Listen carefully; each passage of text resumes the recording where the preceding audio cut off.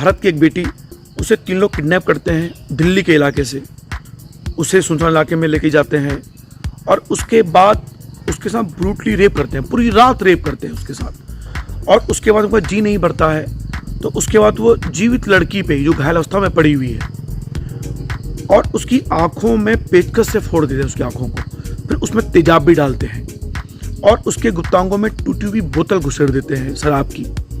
ये सब वो उसके जिंदा रहते हुए कर रहे हैं। और उसके बाद 11 साल के बाद माननीय सुप्रीम कोर्ट ये कहता है कि जो आरोपी हैं ये आरोपी मासूम है, कोई साक्ष्य के खिलाफ नहीं है, इनको बाइज्जत बरी करता हूं मैं। क्या है पूरा मामला, देखिए इस वीडियो को अंत तक। हाय मेरे भी रवि के बिंदास बोल में आपका स्वागत है। पर मैं आगे बढ़ने से आपसे पहले ये कहना चाहता हूं कि यार मामला पहली बार कब आया। याद कीजिए 28 दिसंबर 2013 में जब हमारे माननीय केजरीवाल दिल्ली मुख्यमंत्री हैं, वो पहली बार 28 विधायक लेके आए थे तो जंतर मंतर दिल्ली में वो अपनी जीत का एक कार्यक्रम कर रहे थे। उस जीत के कार्यक्रम की समाप्ति के बाद हम भी उस कार्यक्रम में गए थे।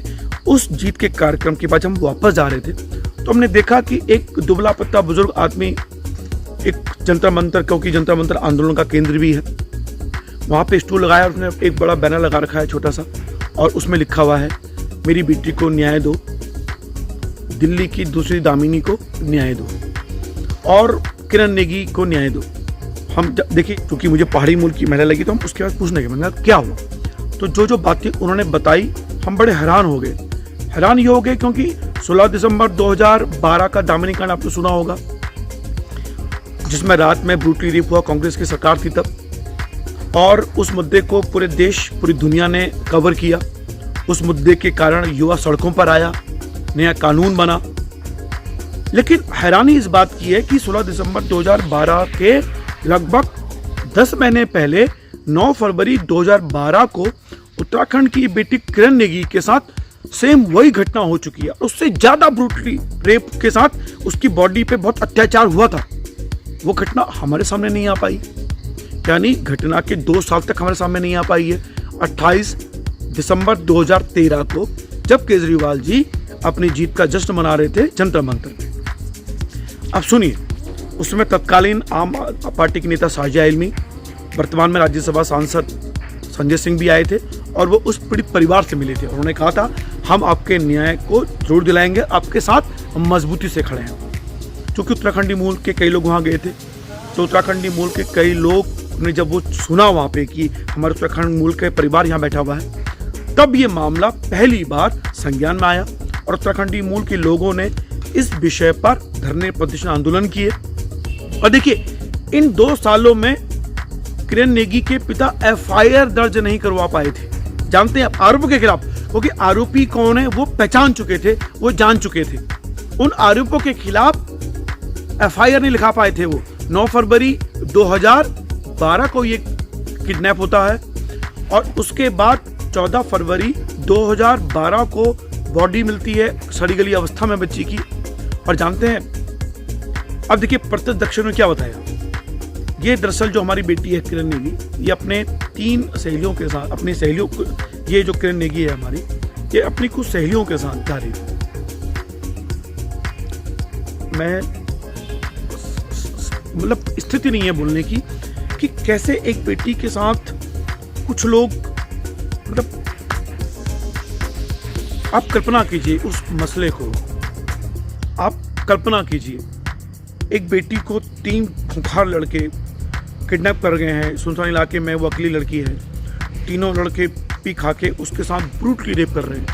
आप आंखें बंद करके कल्पना कीजिए कि उसको ब्रूटली रेप करने के बाद वो उसकी आंखों को पेचकस से फोड़ रहे हैं उस लड़की के जिंदा रहते हुए। कल्पना कीजिए आप। और उसके बाद वो लड़की चीख रही है, चिल्ला रही है, और उसके बाद वो उस बच्ची की आंखों में तेजाब फेंक रहे हैं उस जख्मी हालत में। और यहां नहीं रुके वो लोग, उसके बाद उन लोगों ने तेजाब की बोतल, उसके बाद उन्होंने शराब की बोतल ली है और उसके गुप्तांग में घुसेड़ दी है। कल्पना कीजिए उस मंजर को, आपकी रूह कहां उठेगी।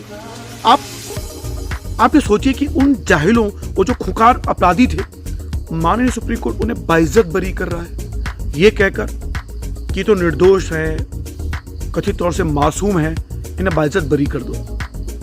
और कुछ दिनों में बाइज्जत बरी भी हो जाएंगे। मैं वो बेटी उस दिन जब वो रेप हो रहा था उसके साथ, उसको शारीरिक पीड़ा दी जा रही थी, वो तब ज्यादा दर्द में थी या आज इस 11 साल बाद, जबकि माननीय हाई कोर्ट दिल्ली उन आरोपियों को फांसी की सजा सुना चुका था, आज जब सुप्रीम कोर्ट ने उन बच्चों को 7 नवंबर 2022 को उन आरोपियों को बाइज्जत बरी कर दिया है, तो वो आत्मा किरण नेगी की ज्यादा दुखी होगी। मैं नहीं समझ पाया, वास्तव में भगवान नाम की चीज है, विश्वास नहीं होता है मुझे कभी कभी। मुझे लगता है कि इस मुद्दे पर हम कैसे भी हों, चाहे हम लोग, हमारी पोस्ट को लोग नहीं देखते हैं, हमें 1 या 2 लाइक भी नहीं मिलते हैं, तो भी हमें सोशल मीडिया के हर प्लेटफॉर्म में, चाहे वो आपका ट्विटर हो, फेसबुक हो, इंस्टाग्राम हो, स्नैपचैट हो, यूट्यूब हो, 1-1 मिनट के, आधा मिनट के वीडियो बनाने होंगे कि किरण नेगी को न्याय दो, कि जिस बच्चे के साथ इतना ब्रूटली रेप हुआ है। और ये सिर्फ उत्तराखंड की बेटी की बात नहीं हो रही है, ये बात हो रही है भारत की हर उन गरीब बेटियों की जिनके साथ ये हादसे हो सकते हैं। देखिए, दामिनी वाले केस में जो 16 दिसंबर 2012 में हुआ, वहां पे जो आरोपी बड़े गरीब परिवार के थे, झुग्गी बस्तियों के रहने वाले थे, तो भी 7 साल के बाद न्याय मिला उस पीड़ित परिवार को। यहां तो ये परिवार बड़ा गरीब था।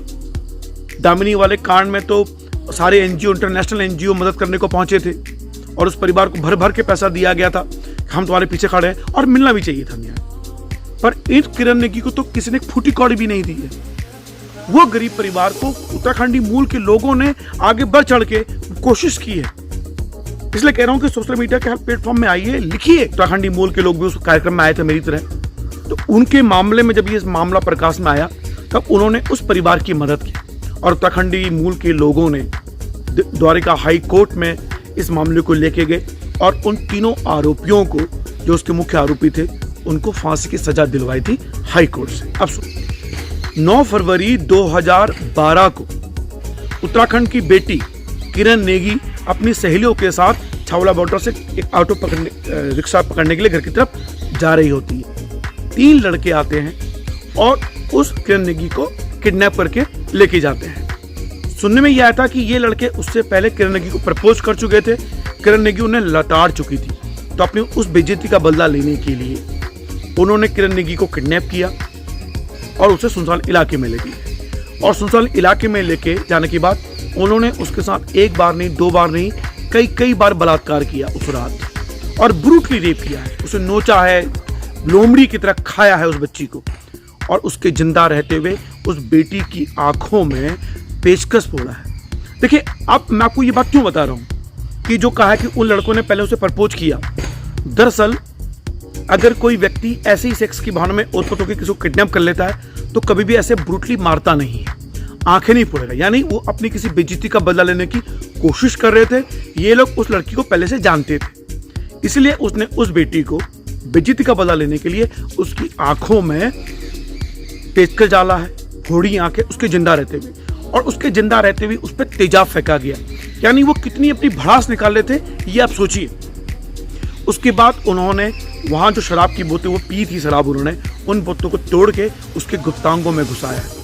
आप कल्पना कीजिए उस बेटी के दर्द की, उस इंतहा की आप। और आज जब सुप्रीम कोर्ट ने इन आरोपियों को बाइज्जत बरी कर दिया है, ये दर्द उस बेटी को तब ज्यादा मिला, या आज जब सुप्रीम कोर्ट ने बाइज्जत बरी कर दिया ये कह के कि ये आरोपी तो मासूम है क्योंकि साक्ष्य इनके खिलाफ नहीं है, इनको बाइज्जत बरी किया जाता है।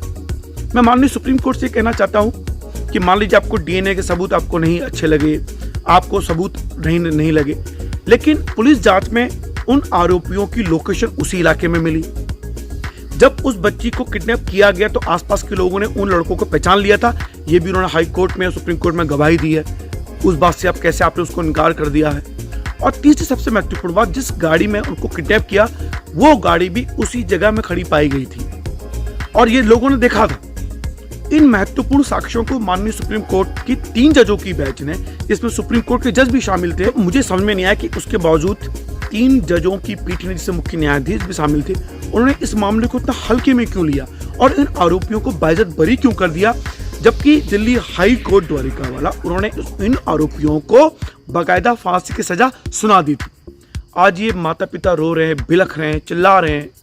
अब मैं इसके क्या मायने जाएंगे आने वाले हमारे समाज में? पहला ये, क्या बेटियों को पैदा करना गुनाह है? चलिए बेटियां पैदा होगी, क्या बेटियों को नौकरियां करवाना गुनाह है? क्या बेटियों को देर रात घर से बाहर निकालना गुनाह है? क्योंकि आरोपियों, अब देखिए इस मुद्दे पर मैंने आपको कहा कि दामिनी वाले कांड में तो 7 आरोपी गरीब परिवार के थे, तो भी पीड़ित परिवार को न्याय दिलाने के लिए 7 साल लगे, जब उन्होंने एड़ी चोटी का जोर लगाया है।